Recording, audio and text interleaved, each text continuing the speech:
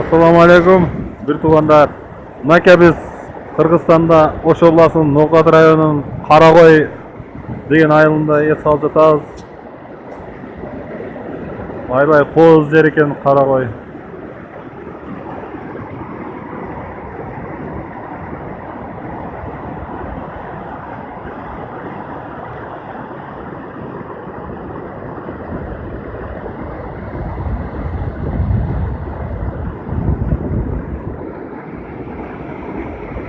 Мына тоодон түшкөн муздак суулар.